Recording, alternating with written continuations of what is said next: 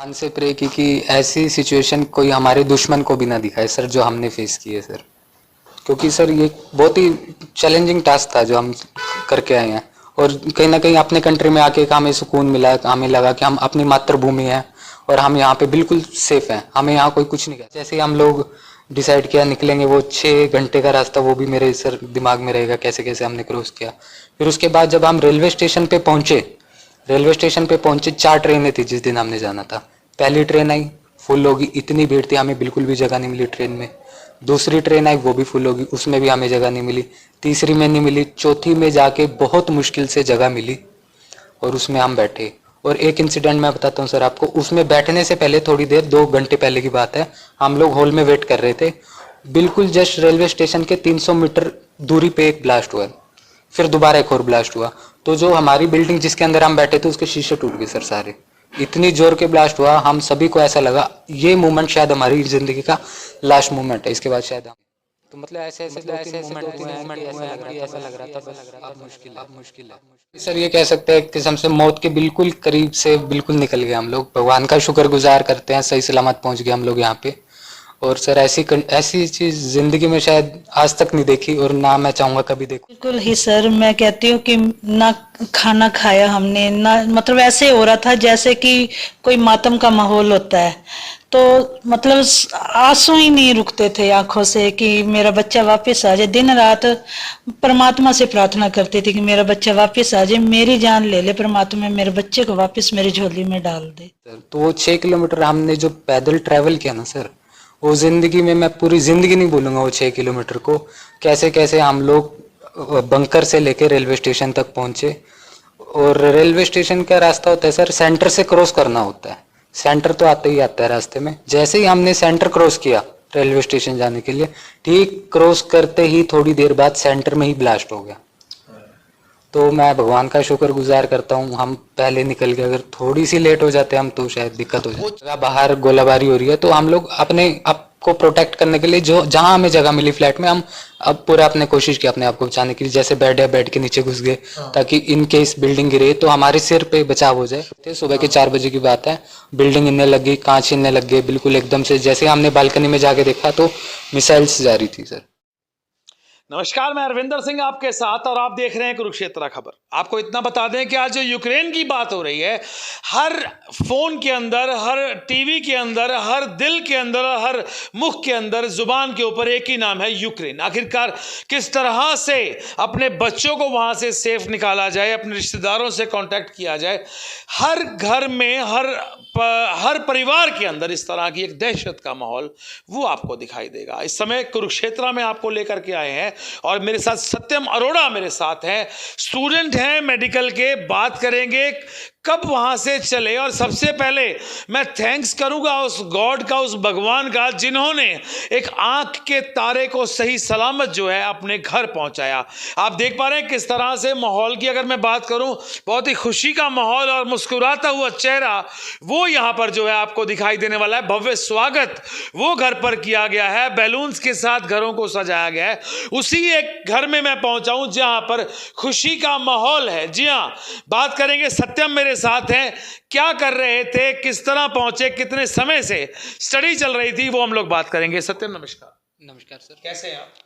बढ़िया सर, आप बताएं। क्या स्टडी चल रही थी आपकी वहाँ? सर मैं एमबीबीएस की पढ़ाई कर रहा था और 3rd ईयर कंप्लीट हो गया था मेरा, 4th ईयर में था मैं। और हाँ सर, 3 साल मैंने यूक्रेन में ऑलरेडी मतलब कंप्लीट हो गए थे मेरे। जैसे ही कंप्लीट हुए 4th ईयर हमारा स्टार्ट हुआ। 4th ईयर स्टार्ट होने के तकरीबन 15-20 दिन बाद तो हमें ये न्यूज़ आनी स्टार्ट होगी कुछ ऐसा ऐसा चल रहा है। जब स्टार्टिंग में न्यूज़ आने लगी, जो वहाँ के अगर शहर की स्थिति बताऊँ मैं, तो वो बिल्कुल नॉर्मल लाइफ चल रही थी एज यूजुअल, जैसे एज अब यूजुअल। सुबह हाँ की जी सर, दिनचर्या, शाम हाँ की जी दिनचर्या। सर, जी बिल्कुल एज यूजुअल लाइफ चल रही थी कि वहाँ की नॉर्मल लाइफ देख के लग नहीं रहा था कि कुछ ऐसे वॉर लाइक कंडीशन है यहाँ पे शहर के अंदर। बट न्यूज़ में आ रहा था, तो इसलिए हम इंडिया आने का डिसीजन हमने नहीं लिया, क्योंकि हमने आप प्रैक्टिकली देख रहे थे ऐसा कुछ हो नहीं रहा वॉर लाइक कंडीशन। लेकिन सर 24 तारीख को एकदम से ही ब्लास्ट की हमें आवाज़ आने लगी, बम्बार्डमेंट की एकदम से, सुबह के 4 बजे। अच्छा, जब आप लोग सो रहे थे? हाँ जी सर, हम लोग सो रहे थे, सुबह के 4 बजे की बात है। बिल्डिंग हिलने लगी, कांच हिलने लग गए बिल्कुल एकदम से। जैसे हमने बालकनी में जाके देखा तो मिसाइल्स जा रही थी सर। सत्यम, कितनी उम्र है आपकी? मेरी सर 24 है सर। 24 है, मतलब आपने पहली वॉर एक तरह से अपनी आंखों से देखी और भगवान ना करे आपको कभी इस तरह का माहौल देखना पड़े। सत्यम, उस समय क्या दिल में आया और कैसे मतलब अपने आप को आपने संभाला? कितने बच्चे रूम के अंदर थे वो क्या बताएंगे? सर एक्चुअली मैं तो अपने खुद के अकोमोडेशन में रहता हूँ, तो अकेले थे आप वहां पर? हाँ सर, रूम में मैं अकेला था और मेरे फ्लैटमेट्स थे 2, वो अपने अपने रूम में थे। तो हम लोग क्या है, एकदम से इकट्ठे हो गए। तो जैसे हमें पता लगा बाहर गोलाबारी हो रही है, तो हम लोग अपने आप को प्रोटेक्ट करने के लिए जो जहाँ हमें जगह मिली फ्लैट में, हम अब पूरा अपने कोशिश की अपने आप को बचाने के लिए। जैसे बेड है, बेड के नीचे घुस गए ताकि इन केस बिल्डिंग गिरे तो हमारे सिर पे बचाव हो जाए। सत्यम, बहुत बड़ी बात है क्योंकि घबराहट होती है। मैं कहता हूं अगर अर्थक्वेक आ जाता है पल सेकंड्स के लिए तो आदमी घबरा जाता है, और वहां पर तो सरेआम डोंट माइंड मौत जो है ऊपर से निकल हाँ रही सर, ये कह सकते हैं किस्म से मौत के बिल्कुल करीब से बिल्कुल निकल गए हम लोग। भगवान का शुक्रगुजार करते हैं, सही सलामत पहुंच गए हम लोग यहाँ पे। और सर ऐसी चीज़ ज़िंदगी में शायद आज तक नहीं देखी, और ना मैं चाहूँगा कभी देखूँ। देखें। हाँ जी सर। कितने दिन मुशक्कत करनी पड़ी, और कॉलेजेस तो बंद हो गए होंगे उसी हाँ समय? सर, कॉलेज तो उसी दिन बंद हो गए थे जिस दिन पहला अटैक हुआ था। कितने दिन मुशक्कत करनी पड़ी और अपने घर पहुंचे? कितने दिन का वो स्ट्रगलिंग डे जो थे, वो जो आप बता लें रास्ता जो था, जो डेस्टिनेशन तक पहुंचने का, वो कैसे आपने गुजारा, कैसे किया? तकरीबन 1 हफ्ते तक तो हम बंकर में रहे। अच्छा, बंकर में रहे? हाँ सर, 1 हफ्ते के बाद कहीं ना कहीं ये डिसाइड किया यहाँ रहना भी रिस्की है, जाना भी रिस्की है। तो वहाँ खाने का कैसे अरेंज किया? गवर्नमेंट दे रही थी खाना या कहाँ से खाना आ रहा था? बंकर में कितने दिन, 7 दिन रहे आप? तो बंकर कैसा बंकर था? कितने दिन वहाँ पर, मतलब कैसे, कितने लोग थे बंकर में? बंकर में तो सर काफ़ी सारे लोग थे, वहाँ के जो लोकल सिटीज़न हैं वो भी थे बंकर में। और रही बात सर खाने की, 2-3 दिन तक का तो हमने अरेंज कर लिया खुद से खाने का। लेकिन जैसे ही 2-3 दिन क्रॉस हुए, हमारे पास जितना भी राशन पानी खाना पीना सब खत्म हो गया था हमारे पास। तो वहाँ की गवर्नमेंट ने सप्लाई किया खाने को, और अगले 3-4 दिन हमारे गवर्नमेंट के भरोसे थे खाने के लिए, हम वहाँ की गवर्नमेंट के, तो उन्होंने हेल्प करी हमारी। बंकर्स के बाद फिर आपने बंकर में रहने के बाद कैसे सफ़र शुरू किया? कैसे पहुँचे इंडियन प्लेन तक? कैसे पहुँचे जहाँ से आपको फ्लाइट हाँ हुई सर, है? बंकर से लेके सर रेलवे स्टेशन का 6 किलोमीटर का रास्ता है सर। ओके। तो वो 6 कौन सी किलोमीटर। सिटी में थे आप? मैं सर खारकिव में था। खारकी में थे? सर वो खारकिव भी सबसे ज़्यादा मतलब वार जोन का मतलब सबसे ज़्यादा रिस्की था उस टाइम पे, और अब भी है। और मैं जैसे कि अभी बता रहा था 6 किलोमीटर का जो वो सफ़र है वो पूरी ज़िंदगी भर नहीं मैं भूल सकता सर। बंकर से लेके रेलवे स्टेशन तक का हम लोग पैदल गए वहाँ पे 6 किलोमीटर। हमें टैक्सी नहीं मिली क्योंकि कोई चलने को तैयार ही नहीं था सर, क्योंकि ऊपर से मिसाइलें गिर रही हैं, रशियन ट्रूप घूम रही है नॉर्मल स्ट्रीट में। टैक्सी वाले को भी अपना, हर किसी को अपनी अपनी जान प्यारी होती है। ये पैसे ज़रा जान की वैल्यू थी। हाँ जी सर, तो वो 6 किलोमीटर हमने जो पैदल ट्रैवल किया ना सर, वो ज़िंदगी में मैं पूरी ज़िंदगी नहीं भूलूंगा वो 6 किलोमीटर को। कैसे कैसे हम लोग बंकर से लेके रेलवे स्टेशन तक पहुँचे। और रेलवे स्टेशन का रास्ता होता है सर, सेंटर से क्रॉस करना होता है। सेंटर तो आता ही आता है रास्ते में। जैसे ही हमने सेंटर क्रॉस किया रेलवे स्टेशन जाने के लिए, ठीक क्रॉस करते ही थोड़ी देर बाद सेंटर में ही ब्लास्ट हो गया।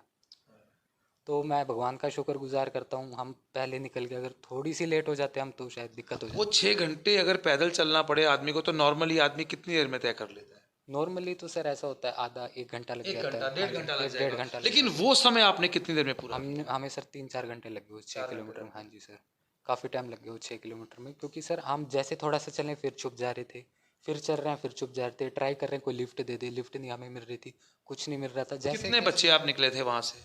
हम सर 4-5 बंदे निकले थे। कितने इंडियंस थे उसमें? हम चारों इंडियन थे सर। वैसे बंकर में कितने इंडियंस थे जब आप 1000 बंकर में सर 35 इंडियन थे।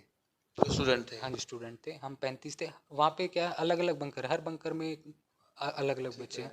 हम हमारे बंकर में सर 35 थे।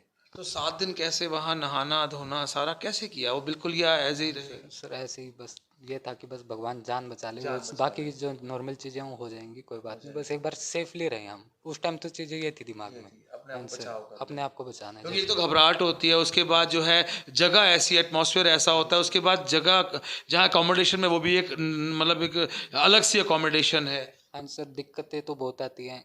पिछले 7 दिन से हमने एक प्रॉपर नींद नहीं ली। आधा घंटा सोते हैं फिर उठ के बैठ जाते हैं, क्योंकि जब टेंशन होती है ना ऑटोमेटिक नींद नहीं आती अच्छे से। तो वो काफ़ी चैलेंजिंग रहे हैं 7 दिन, क्योंकि एक मेंटली फ्रस्ट्रेट भी हो जाता है बंदा जब सोए ना तो, और जैसे ऐसी वार लाइक कंडीशन चलती रहे तो ये सब नींद चीज़ें आती है, बहुत मुश्किल हाँ है। सर, ये सब आपस में दो पड़ोसियों की लड़ाई हो जाए तो आदमी को शोर से नींद हाँ नहीं सर, आती। तो ये सब चीज़ें काफ़ी फेस करनी पड़ी उस दौरान हमें। और सर ऐसी फिर उसके बाद जैसे ही हम लोग डिसाइड किया निकलेंगे, वो 6 घंटे का रास्ता वो भी मेरे सर दिमाग में रहेगा कैसे कैसे हमने क्रॉस किया। फिर उसके बाद जब हम रेलवे स्टेशन पे पहुँचे, 4 ट्रेनें थी जिस दिन हमने जाना था। पहली ट्रेन आई, फुल होगी, इतनी भीड़ थी हमें बिल्कुल भी जगह नहीं मिली ट्रेन में। दूसरी ट्रेन आई, वो भी फुल होगी, उसमें भी हमें जगह नहीं मिली। तीसरी में नहीं मिली, चौथी में जाके बहुत मुश्किल से जगह मिली और उसमें हम बैठे। और एक इंसिडेंट मैं बताता हूँ सर आपको, उसमें बैठने से पहले थोड़ी देर 2 घंटे पहले की बात है, हम लोग हॉल में वेट कर रहे थे। बिल्कुल जस्ट रेलवे स्टेशन के 300 मीटर दूरी पे एक ब्लास्ट हुआ, फिर दोबारा एक और ब्लास्ट हुआ। तो जो हमारी बिल्डिंग जिसके अंदर हम बैठे थे उसके शीशे टूट गए सर सारे, इतनी जोर के ब्लास्ट हुआ। हम सभी को ऐसा लगा ये मोमेंट शायद हमारी ज़िंदगी का लास्ट मोमेंट है, इसके बाद शायद हम नहीं बचेंगे। तो मतलब ऐसे ऐसे 2-3 मोमेंट हुए हैं कि ऐसा लग रहा था बस अब मुश्किल है।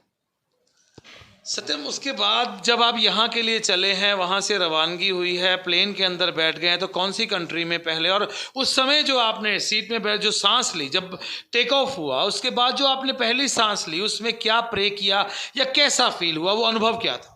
वो अनुभव तो ये था सर, जान बची सो लाखों पाए, बैठ के फ्लाइट में अब हम सेफ़ हैं, बस इंडिया पहुंच जाए उसके बाद कोई दिक्कत नहीं है। और सर ये बात थी जैसे हम ट्रेन से बॉर्डर तक पहुंचे, बॉर्डर क्रॉस किया हमने पोलैंड में। पोलैंड में क्या था सर, हमें एम्बेसी ऑफ इंडिया के हमें ऑफिसर्स रिसीव करने आए थे। अच्छा। हाँ जी सर, उन्होंने हमें बस में बिठाया, हमें होटल में लेके गए, होटल में उन्होंने हमें खाना खिलाया, सारा कुछ हमारी जितनी उनसे बन सकती थी, जितनी वो फैसिलिटी हमें प्रोवाइड करा सकते थे उन्होंने कराई है, जितना बेस्ट वो अपना दे सकते थे उन्होंने किया है। उसके बाद उन्होंने हमारा रजिस्ट्रेशन किया फ्लाइट का, फ़्लाइट बुक कराई, फ़्लाइट में इवन हमें जनरल वीके सिंह साहब हैं, वो हमें फ़्लाइट तक छोड़ के आए, फ़्लाइट में बिठा के आए, टेक ऑफ से पहले भी हमसे मिलने आए। मतलब काफ़ी अच्छी उन्होंने केयरिंग करी। हमें उस टाइम फ्लाइट में बैठ के ऐसा लग रहा था अब हम अपने लोगों के बीच में हैं, कहीं ना कहीं अब हम सेफ हैं, हमें कोई कुछ नहीं कर सकता अब। वहाँ मालूम पड़ा था आपको जिस समय वॉर शुरू हुई है, मालूम था कि ऑपरेशन गंगा जो है या माननीय प्रधानमंत्री ने शुरू कर दिया है, उसके बारे में कुछ पता था आपको, या आपने अम्बेसी में कहीं गुहार लगाई हो, या वहाँ पर आपने मतलब घर आने से पहले बहुत कुछ किया होगा बचाने के लिए अपने आप को? कुछ स्टार्ट किया तो कहीं ना कहीं कुछ करेगी गवर्नमेंट, हमारे हित में है गवर्नमेंट और हमारी पूरा सपोर्ट करेगी, हमारा पूरा साथ देगी गवर्नमेंट। और कहीं ना कहीं गवर्नमेंट ने किया भी है ऐसा, इसमें नो डाउट गवर्नमेंट ने काफ़ी कोऑपरेट किया है, काफ़ी हेल्प किया है और कोई दिक्कत नहीं आई। और यहाँ पर फिर जब आप उतरे हैं, मतलब पोलैंड से फ्लाइट हुई है, फिर आप इंडिया उतरे हैं, तो इंडिया में जिस समय आए हैं तो मातृभूमि के लिए जिस ध्वज को आप सैल्यूट करके गए थे और जिस ध्वज को एक तरह से मान सम्मान देने के लिए आप इतनी दूर पढ़ाई करने गए थे, तो उसके बारे में क्या बताएंगे? उस समय जब आप धरती पर अपने पहला कदम रखा, उस समय आपके मन में क्या आई, क्या ब्लेस किया आपने और क्या भगवान से प्रे किया? भगवान से प्रे की कि ऐसी सिचुएशन कोई हमारे दुश्मन को भी ना दिखाए सर, जो हमने फेस की है सर, क्योंकि सर ये बहुत ही चैलेंजिंग टास्क था जो हम करके आए हैं। और कहीं ना कहीं अपने कंट्री में आके हमें सुकून मिला, हमें लगा कि हम अपनी मातृभूमि हैं और हम यहाँ पे बिल्कुल सेफ़ हैं, हमें यहाँ कोई कुछ नहीं कह सकता। और हमें कहीं ना कहीं पूरा विश्वास है हमारी इंडियन गवर्नमेंट पे, जो हमारी पढ़ाई का जो थोड़ा सा लॉस हो रहा है वो रिकवर करेगी, कहीं ना कहीं हमारी हेल्प करेगी, कहीं ना कहीं हमारी आवाज़ सुनेगी इंडियन गवर्नमेंट। तो जाते हुए लास्ट सवाल आपसे करूंगा, फिर आपके माता पिता हैं पूजनीय, उनसे भी हम 2 सवाल करेंगे। तो इस समय जो आपके दोस्त वहाँ पर हैं, या सब अपने कोलीग्स जो हैं आपके स्टूडेंट साथ के भाई थे वो आ चुके हैं, या वहाँ पर भी हैं, उनके लिए उनसे कोई बात होती है, या उनके लिए क्या प्रे करते हैं आप? सर मैक्सिमम स्टूडेंट तो निकल चुके हैं, मैक्सिमम आ चुके हैं, क्योंकि गवर्नमेंट ने काफ़ी प्रयास किए हैं और मैक्सिमम स्टूडेंट निकल चुके हैं। कुछ स्टूडेंट हैं जो फंसे हुए हैं, तो यही रिक्वेस्ट रहेगी कि वो भी जल्दी से जल्दी आ जाएं, अपने वतन वापस लौट जाएं। धन्यवाद सत्यम। तो मेरे साथ थे, जी हाँ, आपको बता दूं, सत्यम अरोड़ा, जिन्होंने साफ बताया कि किस तरह से मेरी जिंदगी के वो लम्हे, जी आपको बता दें बात, कभी भी आप किसी टूर पर जाते हैं तो एक लम्हे याद रह जाते हैं और आपके आस पड़ोस वाले रिश्तेदार भाई बहन पूछते हैं कि आपको कैसा एक्सपीरियंस रहा। तो ये उस बच्चे ने वो एक्सपीरियंस जो है वो शेयर किया आपके साथ, जो लम्हे इन्होंने कई घंटे कई दिन वहां पर गुजारे, अकेला किस तरह से सरवाइव किया होगा।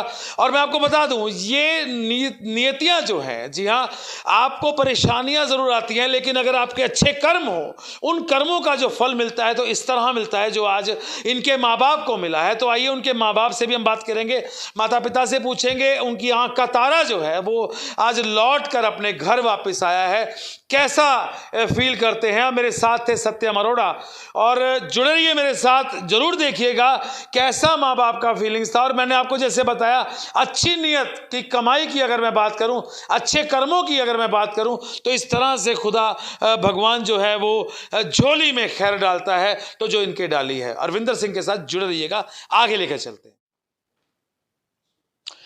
मेरे साथ एक्स सूबेदार रमेश जी हैं, आपको बता दूं, और उनकी धर्मपत्नी, जी हाँ, सत्यम अरोड़ा की मदर मेरे साथ हैं। मैं उनसे जरूर बातचीत करूंगा कि माँ का दिल, जी हाँ, माँ से मैं बात करूंगा कि माँ का वो दिल है कि अगर कहीं बच्चा अकेला किसी कमरे में है और जोर से तूफान आ जाए, जी हाँ, बारिश आ जाए या बादल गरजें, तो माँ का दिल दहल जाता है। और 7 समुद्र पार जब वो बच्चा था, बेटा इनका वहां था, तो किस तरह से माँ का फील है, पहले मैं अपनी उनकी माँ से बात करूंगा कि किस तरह से लगा। नमस्कार मैडम। नमस्कार सर। कैसे देखते हैं जब सत्यम जिस समय बाहर थे और वहां टीवी पे आने लग गया था कि थोड़ा सा जो है माहौल खराब होता दिखाई दे रहा है, तो किस तरह से आपने अपने दिल को संभाला, किस तरह से उनके साथ बातचीत की, किस तरह से उनको हौसला दिया, क्या बताएंगे? नमस्कार सर। जब हमने टीवी पे देखा 24 तारीख को कि हमला हो गया, युद्ध चल रहा है, तो एकदम ही मतलब आघात हो गई, आत्मा भी दिल भी पूरा। और उसमें हमने तुरंत सत्यम को फ़ोन किया कि सत्यम, टीवी में जो दिखाया जा रहा है तो आप कहाँ पर हो? तो इसने हमें कहा, मम्मी आप टेंशन मत लो। मतलब ये बच्चा इतना बहादुर था, इतना कुछ वहाँ पे हो रहा है, लेकिन हमें कह रहे मम्मी टेंशन मत लो, कुछ नहीं है, कुछ नहीं है। तो लेकिन माँ का दिल तो होता ही है। बार बार मैं देख रही थी न्यूज़, हमारा तो उसी दिन से ही खाना पीना छूट गया था। माँ ने कैसे संभाला आपने? बहुत ही एक एक पल, एक एक रात, एक एक दिन, जिस दिन से वॉर शुरू हुई है, 24 तारीख है, और आज दिन देख लें आप 7 तारीख के, 6 तारीख, 7 तारीख के आसपास, तो कैसे माने संभाला आपने? बिल्कुल ही सर। मैं कहती हूँ कि ना खाना खाया हमने, ना मतलब ऐसे हो रहा था जैसे कि कोई मातम का माहौल होता है। तो मतलब आंसू ही नहीं रुकते थे आंखों से कि मेरा बच्चा वापस आ जाए। दिन रात परमात्मा से प्रार्थना करती थी कि मेरा बच्चा वापस आ जाए, मेरी जान ले ले परमात्मा, मेरे बच्चे को वापस मेरी झोली में डाल दे। पिता की अगर मैं बात करता हूँ, ये तो चलिए आर्मी में थे, रिटायर्ड हैं, इनको तो कहते हैं ना कि जिस समय आर्मी में इंसान जाता है तो उस समय एक जज्बा, जोश जो है वो भारत माँ की तरफ से उनको मिलता है। लेकिन जो ये माँ है, इसने अपने कलेजे को कैसे संभाला, किस तरह से उनको फ़ोन आप करते थे, क्या कितनी देर, दिन में कितनी बार आप कॉल करते थे? कई बार ऐसा भी होता है नेटवर्क की प्रॉब्लम आ जाती होगी, तो ऐसे कोई पल हुए हों, या रात को ऐसा कोई पल हुआ हो जब आप घबराए हों, या ऐसा कुछ लगा हो? रात को तो सर नींद नहीं आती थी। मैं 1:30 बजे भी कॉल करती थी बेटे को, 2 बजे, हर आधे घंटे में मैं कॉल करती थी और हर 10 मिनट में व्हाट्सएप मैसेज करती थी। जब ये बेटा वहाँ से निकला, ये पूरी हमें मतलब इसने बात बताई कि अब हम बंकर में हैं, अब हम इधर हैं। जब ये मतलब वहाँ से निकला ना बंकर से, तो इसका फ़ोन जो है बंद हो गया। जब ये ट्रेन पे चढ़ा तो धक धक हो रही थी, उसी टाइम पता लगा कि सेंट्रल में ब्लास्ट हो गया। और मेरा तो सांस रुक गई थी 1 मिनट के लिए कि अभी तो मेरी बात हुई है सत्यम से कि वो ट्रेन से बैठने वाला है, तो इधर ब्लास्ट हो गया। तो मेरी बिल्कुल ही, और फिर इसका फ़ोन ही ना लगे, और 48 घंटे तक इसका फ़ोन नहीं लगा। और मैं सारी रात नहीं सोई, कभी 1:30 बजे, कभी 2 बजे कॉल कर रही हूँ, कभी फिर इसका स्टेटस पे मैसेज आया कि मम्मी टेंशन मत करो, यहाँ पर नेट नहीं है। वो भी किसी फ्रेंड के फ़ोन से इसने मैसेज किया। तब भी हमारे मतलब टेंशन बनी हुई थी भाई, जब तक बेटे से बात नहीं होती ना, टेंशन बनी हुई थी। फिर ये लीवी में पहुँचा, वहाँ पे भी हमने कॉल किया तो कॉल नहीं अटेंड कर पा रहा था ये। फिर लीवी में भी इसने 14 घंटे मतलब टाइम काफ़ी इसने गुजारा। फिर पोलैंड पहुंचा, वहाँ पे भी लाइन में खड़ा रहा काफ़ी टाइम, तो भी इसका फ़ोन अटेंड नहीं हुआ। हमारी सांसें ऊपर नीचे, मतलब इतनी टेंशन हो गई था। ज़िंदगी में मैं कभी सोच भी नहीं सकती कि ऐसा वाक़या हमारे सामने आएगा। तो फिर उसके बाद इसका रात को हमें फ़ोन आता है कि मम्मी आप टेंशन मत लो कि मैं पोलैंड पहुंच गया हूँ। ये बच्चा 48 घंटे में पहुंचा पोलैंड। कहाँ? 16 घंटे का रास्ता था। तो आप सोच तो सकते हो। माँ के मुंह में निवाला कैसे गया होगा जब बच्चे ने कुछ नहीं खाया, तो वो क्या बताएंगे उसके लिए? 8 दिन हो गए सर, हमने ना तो सुबह नाश्ता बनाया ना दोपहर को लंच बनाया। रात को वो भी बड़ा बेटा अपना बिजनेस करता है, तो रात को उसको खाना देती थी, तो वो ज़बरदस्ती हम दोनों को खिलाता था कि मम्मी पापा टेंशन मत लो, हमारा सत्यम आ जाएगा आ जाएगा। भगवान पे, जिस भगवान को पूजते हैं, मंदिर यहाँ पर है, क्या लगता है कि उसने आपकी झोली में खैर डाल दी? कौन से अच्छे कर्म थे वो? कौन सा दान इस माँ ने किया था? क्या इस माँ ने किया था कि वो जो है आपकी आंखों का सितारा जो है वापस आ गया? बिल्कुल सर, हम गुरु महाराज जी को भी मानते हैं। और अभी 15 दिन 20 दिन पहले मैं मथुरा वृंदावन कान्हा जी लेके आई थी, तो पता नहीं मेरे मुंह से ऐसे ही निकलता था, मेरा सत्यम जैसा ही एक कान्हा आ गया है और ये जरूर हमारे ना दोनों बच्चों की रक्षा करेगा। जैसे ही ये खबर सुनी ना, मैंने कान्हा जी को कहा अब आपने ही हमारी बाह पकड़नी है, आपने ही बचाना है हमें, हमारे बच्चों की रक्षा आपने ही करनी है।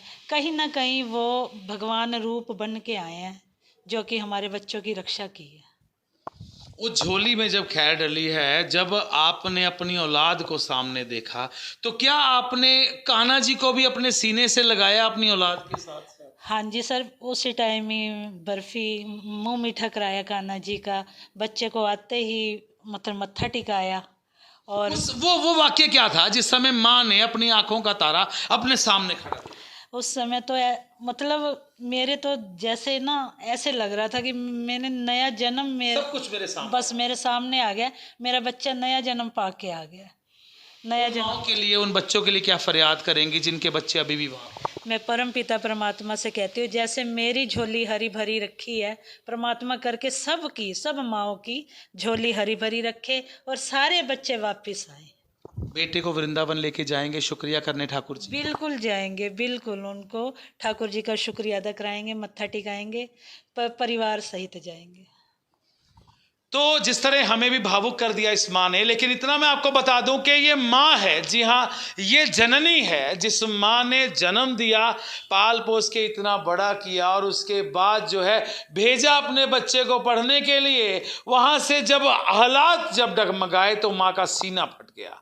ठाकुर जी को गुहार लगाई, अपने देवता को गुहार लाई, अपने भगवान को गुहार लगाई, और इस माँ की जो गुहार थी उसमें वो शक्ति थी कि उसका चांद जो है उसको फिर उसकी झोली में ला दिया।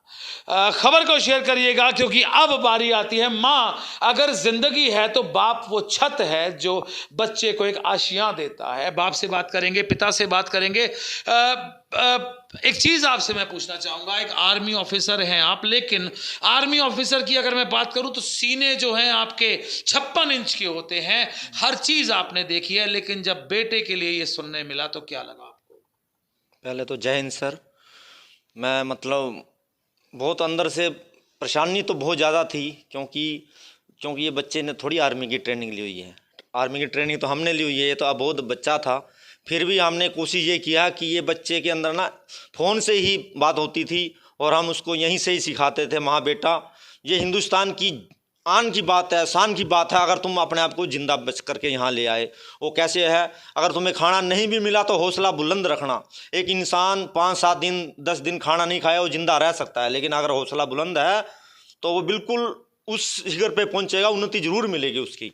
अगर थोड़े एक टाइम भी अगर खाना नहीं मिला, हौसला डाउन हो गया, तो वो जल्दी मतलब फाल हो जाएगा, गिर जाएगा। इसलिए अपना आप को वो मजबूत रखना। और यहीं से मैं इसको बताता रहा, बेटा क्रॉलिंग कैसे करना है, ऐसे डाउन होकर के जाना है। फ्लैट से लेकर के आप प्लेटफार्म जो जहाँ पर मेट्रो स्टेशन है, बंकर आते हो, वहाँ से अपना खाना लेके आते हो 2 दिन का, जैसे बता रहा था ये। मैंने कहा क्रॉलिंग करते हुए और स्पीड से आना, और 2-2 3-3 कर करके अलग अलग हो करके स्पीड से जाना। अगर बाहरी व्यक्ति कोई खाना देता है, ना जाने कौन क्या दे दे तुमको, वो नहीं खाना है, लेकिन भूखा रहना। पानी मिलता है तो पीना, नहीं तो अपने आप को मजबूत रखना है बस। और मैं इसको यहीं से ही मजबूती का पाठ पढ़ाता रहा बाकी, और ये भी बताता रहा, हाँ बेटा तुम मेरे जितने वहाँ पे हैं सारे हमारे बच्चे हैं, भारतवर्ष के बच्चे हैं, उनको भी तुमने ये बताना है, उनको हौसला देना है। और मेरा कहना ये मानता रहा, वहाँ हौसला देता रहा। और मुझे बड़ा खुशी मिलती रही इस बात में, ये अपने आप को मजबूत रखता रहा। बेटे को तो आपने संभाल लिया, दिशा दे दी। कहते हैं अगर दिशा सही मिल जाए तो दशा बदल जाती है। उनको आपने हौसला दिया, हर तरह से दिया, लेकिन जो माँ है उसके भी कभी जब आंसू छलके होंगे तो उसको कैसे पहुंचा, उसको हौसला कैसे दिया? क्योंकि माँ को हौसला देना आसान नहीं है। यही मैं समझाता था। मैंने कहा देखो भगवान का लाख लाख शुक्र है और भगवान ही करने वाला है, बस विश्वास रखो। हमने नेक कर्म किए हैं और हमने दिल से देश की सेवा की है और नेक कर्म किए हैं। भगवान हमारा कभी भी अहित नहीं कर सकता है, हमें पक्का विश्वास था। और विश्वास था हमारी सरकार पे, हमारा जो प्रशासन पे विश्वास था कि प्रशासन ने हर व्यक्ति आकर के हमारी दिलासा दी है। हमारे उसमें किसी इस देश के अंदर मैंने ये देखा है, जब इस टाइप की मुसीबत आती है, कोई पक्ष हो कोई विपक्ष हो, सभी ने, अशोक अरोड़ा ने भी आकर के मुझे फ़ोन किया है, भैया किसी टाइप की कोई मदद हो तो बताना। और सुभाष सुधा जी ने, नायब सैनी जी ने, सब इंडियन हम एक हो जाते हैं जब हमारे देश पे विपत्ति आती है। इसलिए मुझे अपने देश पे गर्व है। और हिंदुस्तान का, जैसे कि बेटा बता रहा था कि झंडा देख करके उन्होंने गोली नहीं चलाई, तो मुझे अपने देश पे गर्व है, अपने आप पे गर्व है कि मैं इस देश में रहा हूँ और इस देश में पैदा हुआ और इस देश का सैनिक रहा हूँ एक छोटा सा। क्या शुभ नाम बताया था आपने? मेरा नाम एक्स सूबेदार रमेश। रमेश जी मेरे साथ थे। उन्होंने जो हौसले की अगर बात की, देखिए आर्मी जो वो है जो दिन रात जो है जागने के बाद, जी हाँ, जब दिन रात आर्मी सरहद पर जागती है तो आप चैन से सो पाते हैं। ये वो पिता भी हैं और एक्स आर्मी ऑफिसर भी हैं। जी हाँ, यहाँ पर एक बाप का रूप भी निभाया और एक सोल्जर का रूप भी इन्होंने अपने बेटे को दिया कि बेटा इस तरह से आगे बढ़ना, इस तरह से जो कष्ट आने वाले हैं, कठिनाइयाँ आने वाली हैं, उनको इस तरह से झेलना, एक दिन फतेह ज़रूर होगी। माँ को अपने भगवान पर भरोसा था और जो बाप की अगर मैं बात करूँ तो उनको अपने आत्मबल पर, जो उनको आर्मी में रह करके गुरु ज्ञान मिला है, जो डायरेक्शंस मिली है, उस पर भरोसा था। अरविंदर सिंह के साथ आपने देखी, जो बच्चा यूक्रेन से आया था उसको किस तरह से माँ बाप ने गले से लगाया। गले से लगाने के बाद जो है दुआ उस माँ ने की कि हर माँ की झोली इसी तरह आबाद रहे जिस तरह से ठाकुर जी ने मेरी झोली की लाज रखी है। अरविंदर सिंह के साथ देख रहे हैं कुरुक्षेत्र खबर को शेयर करिएगा, क्योंकि ये लम्हे वो हैं जो कई बार इस तरह के लम्हे होते हैं कि जो किसी को सीख दे जाते हैं। नेक कमाई करिए, अच्छी कमाई करिए, क्योंकि वो घूम फिर कर अपने ऊपर ही आती है। अरविंदर सिंह के साथ कुरुक्षेत्र खबर आपने देखी। खबर को शेयर करने के लिए दिल से धन्यवाद। देखते रहिए, बने रहिए अरविंदर सिंह के साथ कुरुक्षेत्र खबर।